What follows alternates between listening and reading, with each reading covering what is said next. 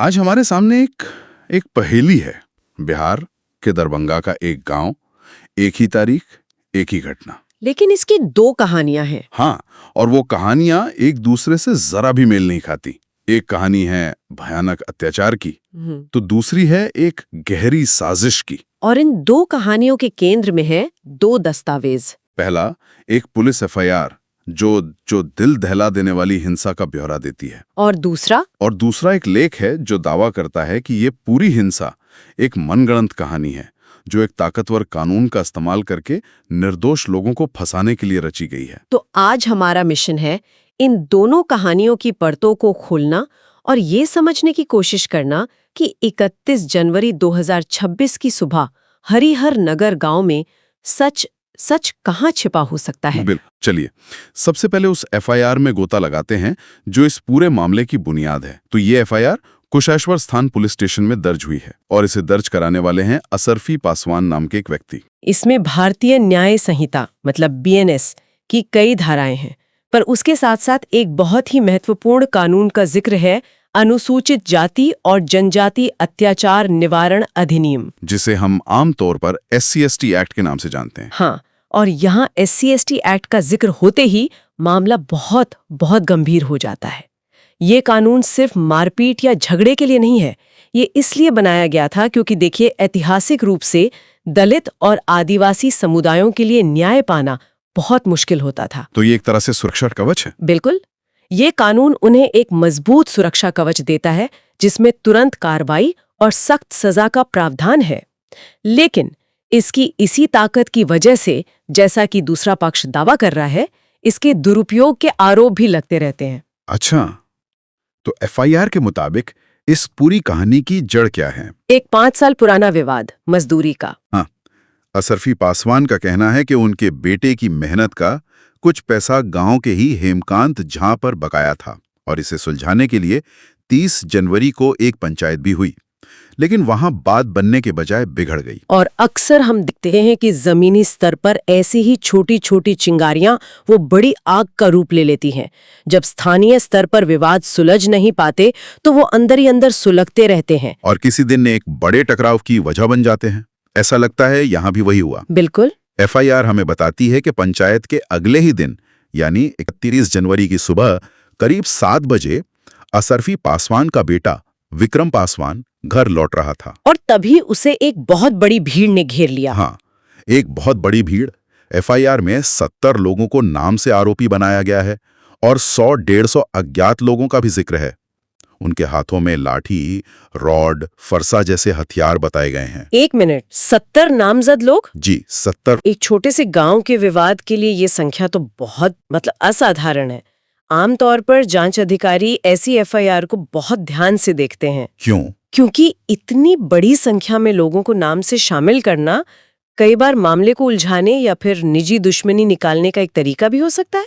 ये अपने आप में एक रेड फ्लैग है, चाहे आरोप सही हो या गलत। ये एक बहुत जरूरी नुक्ता है और एफआईआर में आगे जो लिखा है वो इस मामले को साधारण मारपीट से बिल्कुल अलग कर देता है। जाति सूचक शब्द। हाँ, आरोप है कि भीड़ ने विक्रम को दौड़ाया और इस दौरान एक बेहद अपमानजनक जाति सूचक शब्द का इस्तेमाल किया, जिसका मकसद साफ तौर पर पीड़ित को उसकी जाति के आधार पर जलील करना था। और यही वो कानूनी ट्रिगर है।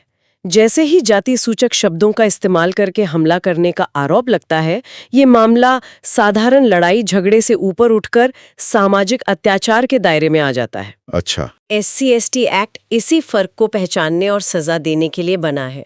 अब ये सिर्फ विक्रम पर हमला नहीं है, कानून की नजर में ये पूरे समुदाय के सम्मान पर हमला है। कहानी का अगला हिस्सा तो और भी परेशान करने वाला है। एफआईआर के मुताबिक विक्रम भागकर अपने घर में छिपने की कोशिश करता है, लेकिन भीड़ वहां भी पहुंच जाती है। हाँ, दरवाजा तोड़कर अंदर घुस जाती है। उसे खींचकर बाहर निकाला जाता है और पूरी तरह पीटा जाता है। 3 लोगों पर, हेमकांत झा, ओम प्रकाश झा और श्रीकांत झा पर सीधे तौर पर जान से मारने की नीयत से सर पर रॉड से हमला करने का आरोप है, जिससे विक्रम बेहोश हो गया। जी, बेहोश हो गया। यहाँ हिंसा का पैटर्न देखिए। ये सिर्फ गुस्सा निकालना नहीं है, ये एक संदेश देने की कोशिश है। घर में घुसना, खींचकर बाहर लाना, ये पीड़ित के सबसे सुरक्षित स्थान को भंग करना है ताकि एक मनोवैज्ञानिक डर पैदा किया जा सके। और ये डर सिर्फ एक व्यक्ति तक सीमित नहीं रहा। जब विक्रम के परिवार के दूसरे सदस्य उसे बचाने आए तो उन पर भी हमला किया गया। उनके भी सिर फोड़ दिए गए। हाँ, और एफआईआर में महिलाओं के साथ भयानक बदसलूकी का भी आरोप है। शिकायतकर्ता की पत्नी को निर्वस्त्र करने और उनकी पोती की हड्डी तोड़ने तक की बात लिखी गई है। महिलाओं को निशाना बनाना, खासकर उन्हें निर्वस्त्र करना, ये सिर्फ शारीरिक हिंसा नहीं है, ये किसी परिवार और समुदाय को उसकी जड़ तक अपमानित करने का एक तरीका है।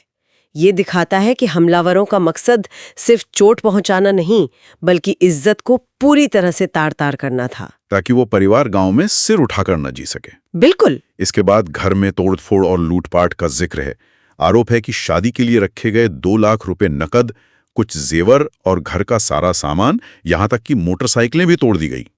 परिवार का एक छोटा सा ढाबा था, मिथिलांचल ढाबा, उसे भी नहीं बख्शा गया और जाते जाते धमकी दी गई कि उन्हें गांव में रहने नहीं दिया जाएगा। तो अगर हम एफआईआर को एक पूरी तस्वीर के तौर पर देखें तो ये एक सुनियोजित और बेरहम हमले का आरोप है। सही बात है। इसका मकसद सिर्फ बदला लेना नहीं, बल्कि एक परिवार को आर्थिक, सामाजिक और मानसिक रूप से पूरी तरह तोड़ देना और उन्हें उनकी जमीन से बेदखल कर देना था। ये एक बहुत ही गंभीर और स्पष्ट आरोप है। एसआईआर की कहानी सुनकर तो ऐसा लगता है कि मामला शीशे की तरह साफ है। एक पीड़ित पक्ष है और दूसरा अपराधी।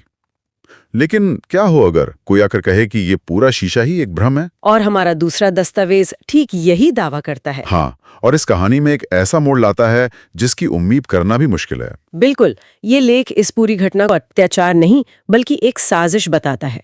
इसका मुख्य तर्क ये है कि SC/ST एक्ट का दुरुपयोग करके गांव के ब्राह्मण समाज को जानबूझकर फंसाया जा रहा है। ये एक पूरी तरह से उलट कहानी पेश करता है। लेख का कहना है कि राजनीतिक कारणों से समाज में सवर्णों के खिलाफ एक माहौल बनाया जा रहा है और ये केस उसी का एक उदाहरण है। लेकिन इसका सबसे चौंकाने वाला दावा वो तथ्यों से जुड़ा है। और वो दावा इस पूरे मामले की बुनियाद हिला देता है। कैसे? लेख के अनुसार एफआईआर में नामजद 70 लोगों में से ज्यादातर बिहार से बाहर दूसरे राज्यों में मजदूरी करते हैं। क्या? हाँ, इसका मतलब है कि घटना के दिन वे शारीरिक रूप से गांव में मौजूद ही नहीं थे। ये तो एफआईआर के दावे से बिल्कुल उल्टा है। एफआईआर कहती है कि ये सभी 70 लोग एक साथ एक इरादे से हमला करने के लिए गांव में मौजूद थे। बिल्कुल। अगर ये लेख सही है तो सवाल उठता है कि उन लोगों का नाम एफआईआर में क्यों डाला गया जो वहां थे ही नहीं। यहाँ साजिश का एंगल और गहरा हो जाता है। लेख इशारा करता है कि ये एक सोची समझी रणनीति हो सकती है। जब किसी विवाद में आप ज्यादा से ज्यादा लोगों को, खासकर उन लोगों को जो बाहर काम करते हैं, किसी गंभीर केस में फंसा देते हैं, तो आप एक पूरे समुदाय पर भयानक दबाव बना देते हैं। सही बात। उन्हें काम छोड़कर वापस आना पड़ता है, कानूनी लड़ाई लड़नी पड़ती है और उनकी पूरी जिंदगी वो अस्त व्यस्त हो जाती है। ये एक हथियार की तरह इस्तेमाल हो सकता है। तो ये लेख कह रहा है कि इन लोगों का नाम इसलिए नहीं है कि उन्होंने अपराध किया, बल्कि इसलिए है क्योंकि वो एक खास समुदाय सवर्ण से आते हैं। हाँ, ये एफआईआर को व्यक्तिगत अपराध के बजाय एक सामुदायिक हमले के तौर पर देखता है, लेकिन हमलावर और पीड़ित की भूमिकाओं को पलटकर। अच्छा। हाँ, ये पूरे मामले को एक बड़े सामाजिक और राजनीतिक फ्रेम में रखता है।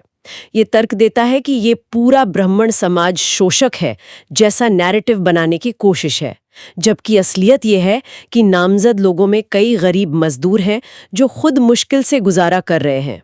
ये एक बहुत ही शक्तिशाली पलटा दृष्टिकोण है। तो अब हमारे सामने 2 बिल्कुल अलग सच्चाइयां हैं। एक तरफ असरफी पासवान का परिवार, जिनके पास शायद मेडिकल रिपोर्ट्स होंगी, टूटे हुए घर का मंजर होगा और वे अपने ऊपर हुए भयानक अत्याचार के लिए न्याय मांग रहे हैं। और दूसरी तरफ 70 आरोपी परिवार, जिनके पास शायद ट्रेन की टिकटें या फैक्ट्री के हाजिरी रजिस्टर या कॉल लोकेशन डेटा जैसे सबूत हो सकते हैं, ये साबित करने के लिए कि वे घटना के समय गांव से सैकड़ों किलोमीटर दूर थे। बिल्कुल। और वे कह रहे हैं कि उन्हें एक ऐसे अपराध में फंसाया जा रहा है जिसमें वे शामिल ही नहीं थे। एफआईआर में जांच अधिकारी का नाम SI अंकित चौधरी दिया गया है। जाहिर है उनके लिए ये एक बहुत ही जटिल मामला है। बहुत ज्यादा। उन्हें सच और झूठ की परतों को अलग करना होगा। तो पुलिस की जांच अब किन बातों पर टिकेगी? देखिए, अब कुछ अहम सवाल हैं। सबसे पहले लोकेशन। क्या नामजद 70 लोग वाकई गांव में थे? इसे मोबाइल टावर लोकेशन और दूसरे सबूतों से जांचना होगा। ठीक है। दूसरा, चोटें। मेडिकल रिपोर्ट क्या कहती हैं?